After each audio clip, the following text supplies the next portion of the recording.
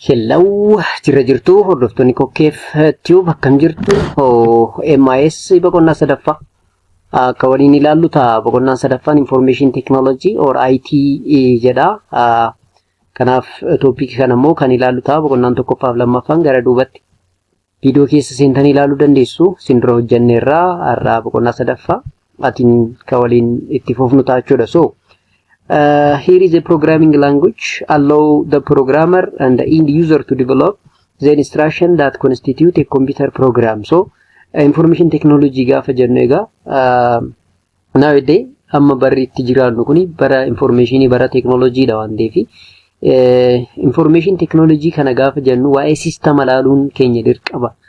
Nowadays computer dhaan fayyadamna, mobile dhaan wantoota hedduu hojjenna. Kanaaf mobile fi nuti jiddu communication adeemsifamu suni afaan mataasaa qaba jechuudha. Programming language jennaan isa sanaan.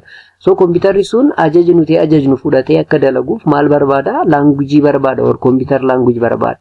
Isa sanaan programming language. So programming language gaafa jennu allow the programmer gaafa jennu nama yookaan nama programmii sana kalaqi fi end users end user jechuun customer yookaan nuti namoonni to develop the instructions that constitute a computer program. Computer program dhaan fayyadamuudhaan programmeriin sunii fi end userin ittiin communicate karaan ittiin communicate godhan suni programming language jedhama jechuudha. There are four basic category of programming language jedha. Eenyufaadha isaan kan jedhu tokkoon isaanii ilaaleen jalqaba machine language jedha. So most basic level programming language is a machine language. So afaan machine yookaan machine language kan jennuun the most simple, the most basic level of programming language jedhani kuni written in binary code using 0 and 1 jechuudha. Binary code gaafa jennu unique to each computer ni dubbisa 0 and 1 now binary number or binary code gaafa jennu akkas. And as a program for the processing even very simple task and require a long series of detailed instruction jedha. And a very difficult as well as error prone salphumatti error fudhachuu danda'u ka error dhaan affect ta'uu danda'a jechuudha.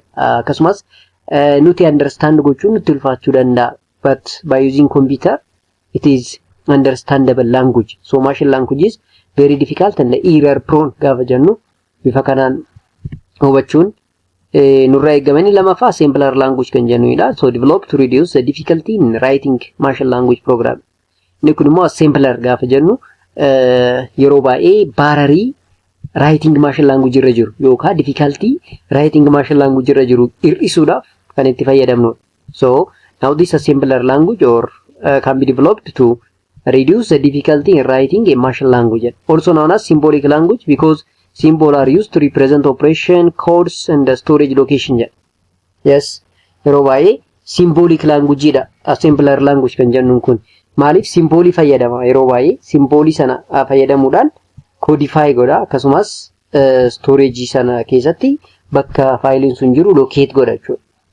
And also it requires a language translator program that is simpler to convert the symbolic code into machine language jedha. Translatorii qaba, language translator programii qaba. Maal gochuuf nu fayyada? Symbolic code di sana gara machine language itti interpret gochuudhaan akka machine sun understand godhu taasisa jechuudha. So a simpler language kan jennuun inni kun yeroo baay'ee difficulty of writing the machine language irra jiru sana reduce gochuudhaaf akkasumas symbolic code sana gara machine language itti convert gochuudhaaf kan fayyadudha jechuudha.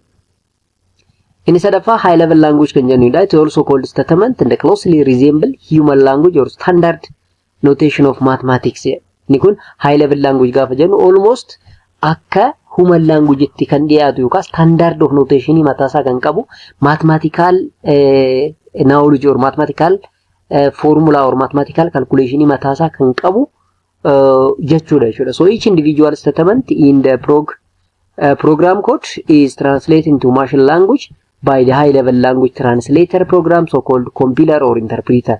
So what you call code or machine language kan jennu kana high level language translator program ta'een akka understandable ta'u taasisa jechuudha. So that translator program is so called compiler or interpreter jedhama jechuudha. So inni kunis afaan isa sadaffaadha. Inni afraffaan fourth generation language kan jennuun kuni more conventional and non-procedural than the previous three. Isaan sadeen gara duubatti ilaalle sunniin more conventional waati conversational inni bira immoo procedure baay'atu isaan inni kun garuu non procedural. So the fourth one is it is more conversational and non-procedural than previous three. So in the fourth generation language conversation more baay'ee fayyadamna jechuudha. Procedure garuu this short procedure qaba jechuudha.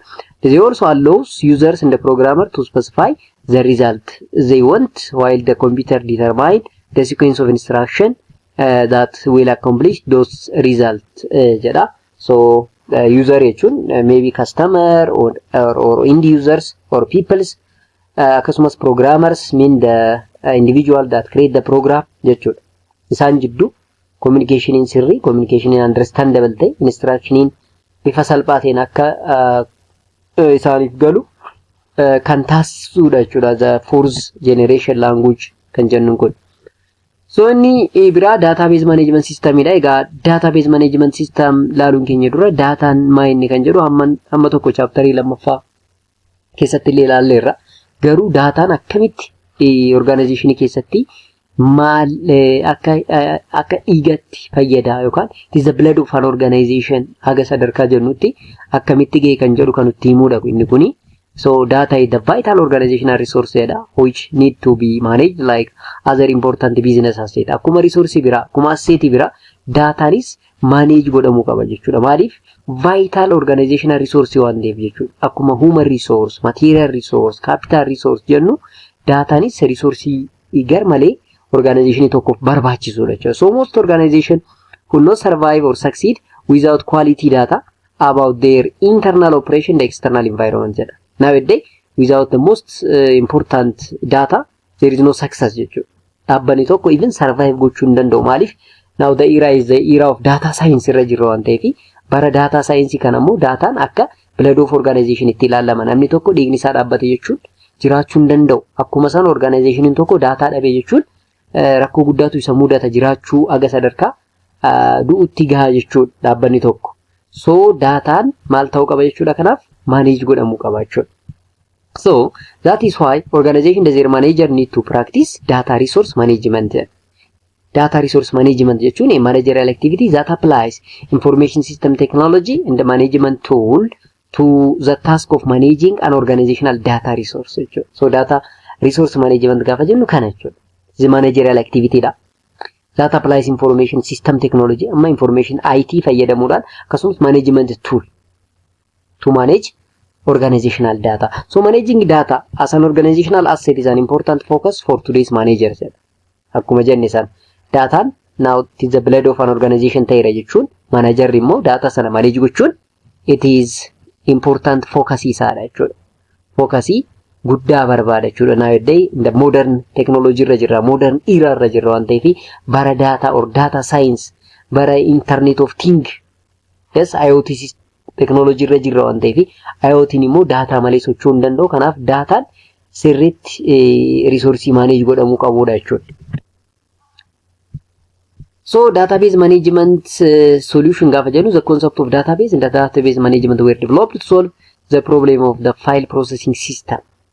The database is an integral collection of logically related records in the file.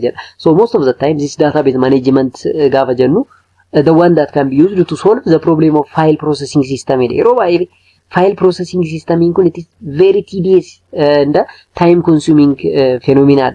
Yeroo barbaada, storage barbaada, beekumsa barbaada. Kanaaf it is difficult problem jechuudha yeroo baay'ee. Kanaaf isa sana solve gochuudhaaf database management solution kan fayyadamu. So database is an integral collection of logically related records in the file and it consolidates records previously stored in an independent file so that it serves as a common pool of data to be accessed by many different application programs jedha.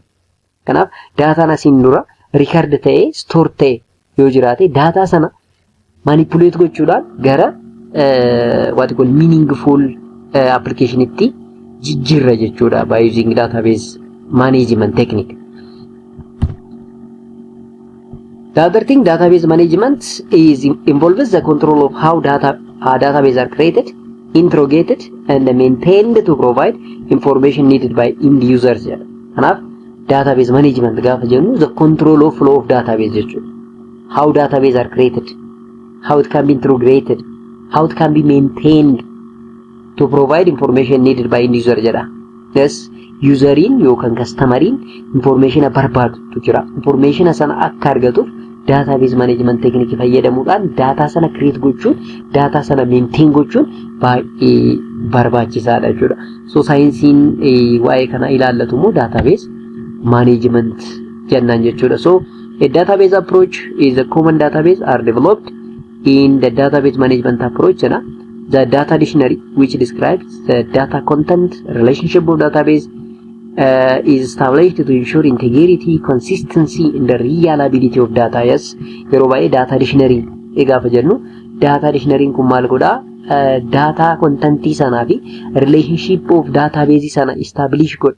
Maaliif jennaan dataan sun integrity akka qabaatu, consistency akka qabaatu akkasumas reliable data akka ta'u taasisuudhaaf database approaching kun nu barbaachisa. So the data needed by many different applications in an organization are consolidated and integrated into several common databases instead of being stored in many independent data files. For example, customer records, other common types of data are needed for several different applications in banking industry, such as check processing, automated teller machine or ATM isa jennu sana, bank credit card, saving account, installment loan accounting. So isaanan kanneen assess gochuudhaaf database irratti informationin customerii keenya nu barbaachisa jechuudha. So informationin customerii keenya record ta'e store ta'e jira taanani information sana fayyadamuudhaan wantoota hedduu check gochuu ni dandeenya jechuudha. So this is the way how data can be manipulated. So this data can be consolidated into a common customer database rather than being kept in separate file for each of those application jedha. Kanaaf dataan kun bifa separate ta'een faayiliidhaan kaa'amurraa dataan kun maal ta'uu qaba consolidate into common customer database irra fe'amuu dandeettii qabaachuu qaba jechuudha. So that is how data is managed. So data management system or database management system is a set of computer programs that control the creation, maintenance, and the use of the database of an organization and its end users. So database management or database management system gaafa jennu computer programmidha akkuma beekamu. So a set of computer program that control creation, maintenance, and the use of the database of an organization and its end users. So the database management package are available for micro, mini as well as mainframe computer. Computer akaakuu hedduu qabna. Micro computer, mini computer, mainframe computer jechaa turre waan ta'eef. So database management packaging kun hundaafu bifa available ta'een jiraachuu qaba jechuudha. Kanaaf database management system is very important kan jedhu beekuun gaariidha. Inni bira types of database idha. So the growth of distributed processing, end users computing, decision support information system, the executive information system have caused the development of several major types of database. So in general, there are 6 types of database that may be found in computer using organization. Generally amma database or database kana bakka jaatti qoonnee ilaaluu dandeenya. Maaliif database kun karaa adda addaatiin develop ta'e waan ta'eef fakkeenyaaf gross distributed processing, end user computing, decision support information system, executive information system isaan hundi isaaniitu database mataa isaanii barbaadu jechuudha. Kanaaf sababa kanaaf databasein bakka gurguddaa jaatti qoodamee argama jechuudha. So operational database inni jalqaba operational database kan jennudha. So this database store detailed data needed to support the operation of the entire organization jedha. So more of operation gaafa jennu detailed information nu barbaachisa waan ta'eef detailed information operation organization sana barbaachisu database sana irratti store ta'ee argamuu danda'u qaba. Maaliif yeroo barbaadanitti ilaalanii wanta feedback garagaraa yoo jiraate feedback sana ittiin manage gochuudhaaf database sana irratti the detailed information must be there for operation of the entire organization gaafa jennu bifa kanaan jechuudha. So isa kanaan immoo they also called subject area database SADB jechuu dandeenya. Transaction database, production database jennee qooduu dandeenya operational database by itself. Maaliif subject area database amkin transaction database transactioning garagara operationii keessatti waan adeemsifamuuf transactional database jechuu dandeenya. Operationiin waa'ee production waan ta'eef production database jechuu ni dandeenya jechuudha. Example are customer database, personal database, inventory database, the other database containing data generated by business operation. Inventory database gaafa jennu yeroo baay'ee operational process keessatti inputiin nu barbaachisa, inventorying garagaraa nu barbaachisa, raw material nu barbaachisa. Kanaaf inventory database mataa keenya qabaachuu danda'u qaba. Even personal database mataa keenya qabaachuu dandeenya. Akkasumas database operationii sana yookaan business operationii sana nu barbaachisan karaa adda addaatiin qabaachuu danda'u qabna jechuudha. Therefore the database that store data detailed data needed to support the operation of the entire organization is called operational database jennee gabaabumatti himuu ni dandeenya jechuudha. Inni transactional or operational database jennu kun maybe dashboard qabaachuu danda'a, report garagaraa dhiyeessuu danda'a, even data sana analyze gochuu dandeenya. So transactional or operational database gaafa jennu the database must be used for reporting purpose, dashboard and analysis purpose ta'uu danda'a jechuudha. Inni itti aanu management database dha. So this database store data and the information extracted from selected operational and external database. Egaa management gaafa jennu internal as well as external source of data barbaada waan ta'eef data karaa adda addaatiin extract ta'e. Yes. Information gara adda addaatiin extract ta'e sana maal goona database irratti store goona jechuudha. So they consist of a summarized data and the information most needed by the organization manager and other end user jedha. Yeah. Most of the time management database kun kan nu barbaachisu to summarize a data and the information for the organization managers. So management database are also called information database jechuudha. Beekna these are the database accessed by executive and the users as a part of the decision support system or DSS and the executive information system ESS to support managerial decision making. Some call them analytical database. Maaliif analytically think gochuudhaan fayyadamna waan ta'eef yeroo baay'ee management database kun for top level manager fayyada waan ta'eef it needs what analytical database or called analytical database jennee maqaa biraatiin yaamuu dandeenya. Kanaaf database kun maaliif fayyada yeroo baay'ee decision tokko support gochuudhaaf decision tokko support gochuudhaaf decision tokko made gochuudhaaf information nu barbaachisu karaa management database kanaan arganna jechuudha. So now this database management system comprised of what? Data storage, data retrieval, administration, report, queries and data security. And this information can be secured by software application based on business logic. So generally the database can be in the form of figure, in the form of raw data, in the form of statistics, in the form of values, facts. So this all can be very important for database management system jechuu dandeessu jechuudha. Inni biraa information warehouse database kan jennuudha. So an information warehouse store data from current and the previous year that have been extracted from the various operational and the management database of an organization. Egaa database warehouse information warehouse database gaafa jennu iddoo informationiin garagara informationii ammaa ta'uu danda'a or the current information ta'uu danda'a yookaan immoo informationii duraanii historical information kanneen jennu sana karaa adda addaatiin sassaabnee iddoo ittiin keenyudha jechuudha information warehouse database gaafa jennu. So this is central source of the data and that has been standardized and integrated so it can be used by the managers and the other end users professional from throughout an organization jedha. Data achi keessatti store ta'e information achi keessa store ta'e akkaataa barbaachisummaa isaatiin managerri fayyadamuu danda'a yookaan end useriin garagaraa fayyadamuu danda'a yookaan professionaliin garagaraa fayyadamuu ni danda'a jechuudha. Kanaaf daataan karaa adda addaatiin yookaan wantoota adda addaa irraa extract ta'e tokko store ta'e yeroo biraatiif data sana generate goonee itti fayyadamnudha. information warehouse database kan jennu kun jechuudha. For example, the major use of information warehouse database is a pattern processing where operational data is processed to identify a key factor and a trend in historical pattern of the business activity. Historical pattern jechuun adeemsi businessiin dhaabbata tokko asiin dura akkam ture. Yes, gara fuuldurammoo akkam ta'uu qaba kan jedhu karaan ittiin beeknu information warehouse database jechuudha.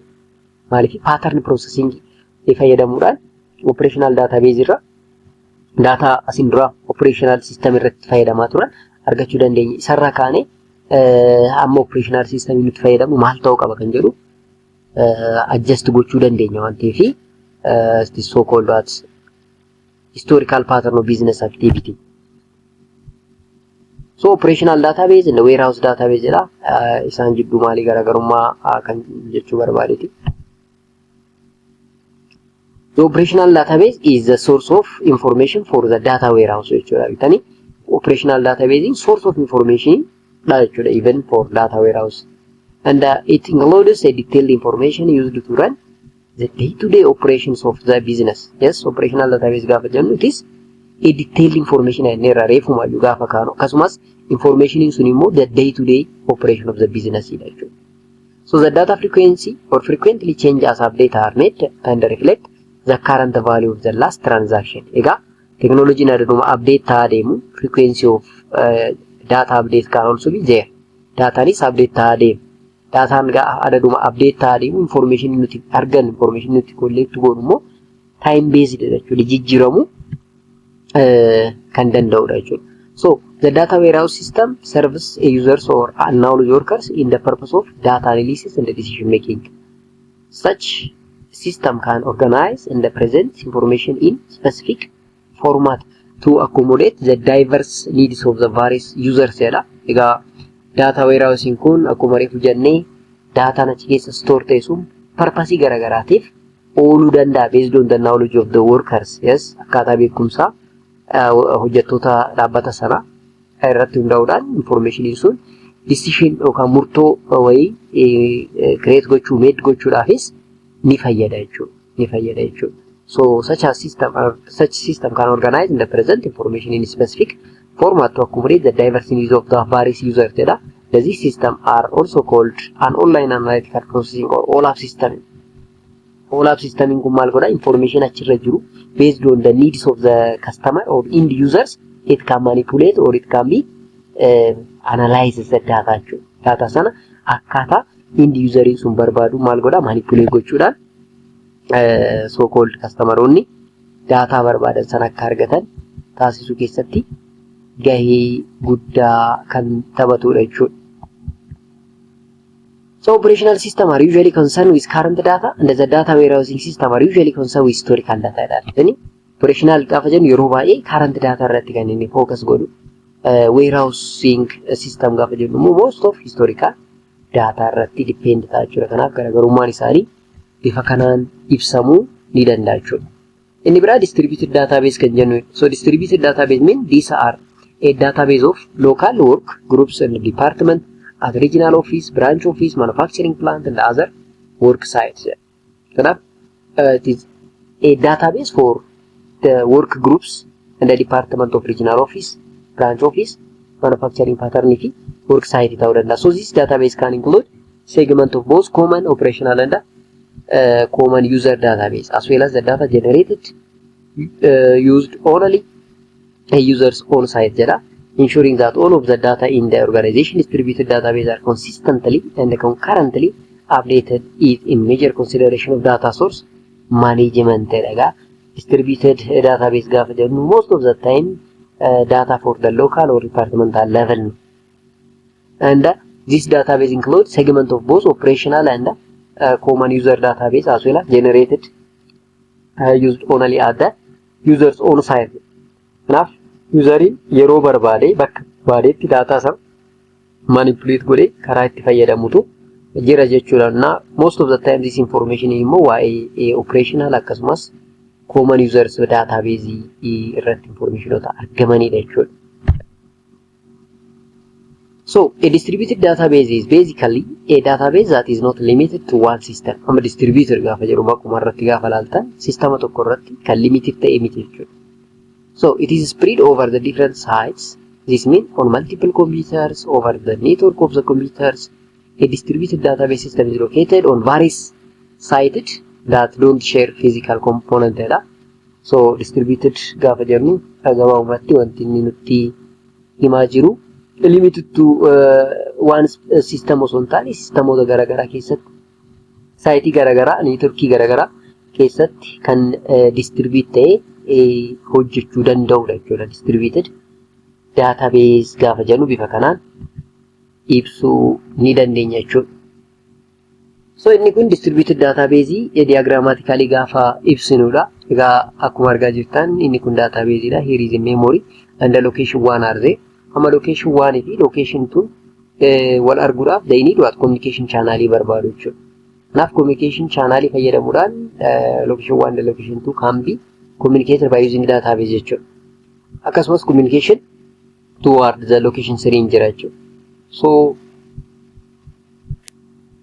So database kun bifa kanaan distribute ta'ee argama jechuudha.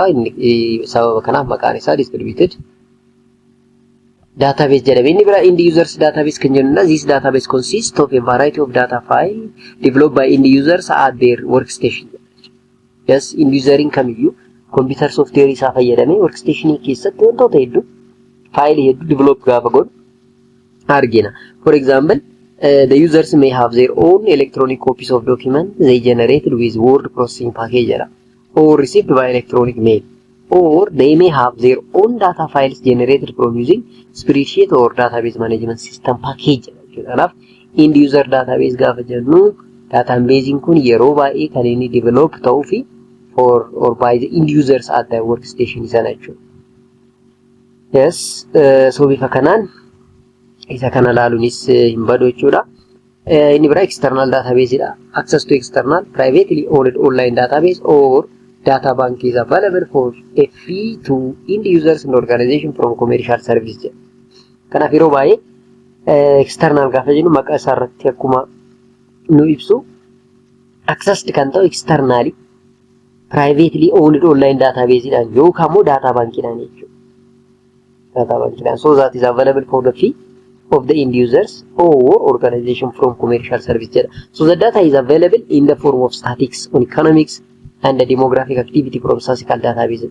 Kanaaf data sun bifa kamiin kan inni argamu jennaan most of the time in statistics on economics kana jechuun econometrics or statistical econometrics jechuudha, and the demographic activity from statistical data bank, or you can receive abstract from hundred of newspaper, magazine and other periodical from bibliographic data bank jedha. Kanaaf external database gaafa jennu bifa kanaanii daataan sun immoo bifa kamiin argama, data sana maaliif itti fayyadamna kan jedhu immoo bal'isaa adeemuu dandeessu. So the end users is usually not concerned about the transaction or operation done at various level and is only aware of the product which may be software or application jedha. Application kanaaf yeroo baay'ee end userin concerning about transaction is about operation various level garagara irratti waan taasifamu agasmara aware gochuun barbaadan isaa wanni isaan aware gochuu barbaadan aware of the product which may be software or hardware or application jechuudha. Therefore this is a shared database which is specifically designed for the end users, just like different level of managers. Jara the summary of the whole information is collected in the database. So what it mean? What is the benefit and the limitation of database management? Why any advantage in isa? Why any limitation in isa? So the database management system or approach provides a managerial end users with several important benefits such as reduced data redundancy. Data irra deddeebi'ee akka collect hin taane yookaan data tokko irra deddeebiidhaan akka fayyadamnu taasisa database management qabaachuun. Inni biraa improve data integrity. Dataan sun more integrity akka qabaatu taasisa, independence akka qabaatu taasisa. So akkasumas data management kun duplication of data minimize godha. Integrate data so that can be accessed by multiple program and the users jechuudha. Kanaaf database management qabaachuun faayidaan isaa kanaafi kanneen biraadha jechuudha. Limitation isaa maal inni gaafa jennu the limitation of database management arise from it is increased technology complexity. Nowadays technology akkuma isin duras dubbanne yeroodhaan update ta'aa deema. Yeroodhaan garmalee complex ta'aa deema. Kanaaf limitation in database management inni tokko technological complexity dha jechuudha. So thus a database management approach can pose problem in data resource management. Developing a large database and installing a database management system can be difficult and expensive. Kanaaf database management limitation in isaa tokkoffaa install gochuudhaaf gatii guddaa nu gaafachuu danda'a. Nutti qaala'uu danda'a. Inni biraa complexity of technology. Technological complexity limitation of database management keessaa kan biraadha jechuudha.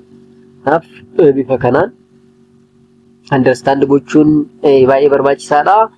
Egaa boqonnaan sadaffaan kana fakkaata. Boqonnaan afuraffaan immoo common business application of information technology or IT jedha. Isa kana immoo yeroo biraa kan hojjennu ta'a. Viidiyoo kanaatiin hamma wal arginutti bakka jirtanitti nagaatti.